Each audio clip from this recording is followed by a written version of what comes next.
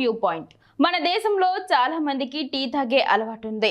ఉదయం నిద్ర లేవగానే టీ లేదా కాఫీ తాగుతూ ఉంటారు. అయితే చాలా మంది టీకి ప్రిఫరెన్స్ ఇస్తారు. చాలా మందికి ఉదయం ఒక కప్పు టీ తాగకపోతే వారి రోజు ప్రారంభం కాదు. చాలా మంది ఒక రోజులో అనేక కప్పుల టీ తాగుతారు.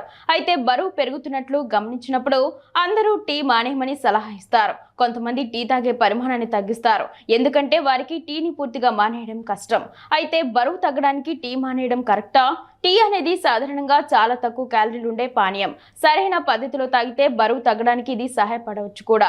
అయితే టీ తాగే విధానం బరువుపై ఎలా ప్రభావం చూపుతుందో చూద్దాం. మీరు టీలో ఎక్కువ చక్కెర కలుపుకుంటే అది క్యాలరీలను గణనీయంగా పెంచుతుంది.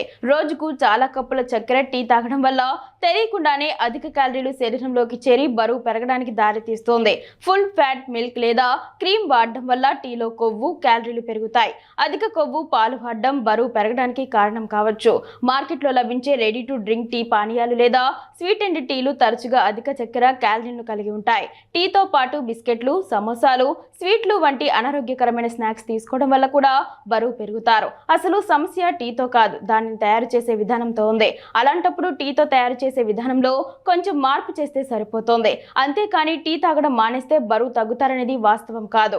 ఇందుకోసం టీకి చక్కెర లేదా బెల్లం జోడించడం మానేసి సహజ స్వీటనర్లను ఉపయోగించండి. దీంతో పాటు పూర్తి కొవ్వు పాలకు బదులుగా టోన్డ్ మిల్క్ ఉపయోగించండి. అలాగే అనారోగ్యకరమైన స్నాక్స్ కు బదులుగా మకానా, వేయించిన శనగలు, పోహా, ఏవైనా గింజలు తీసుకోండి.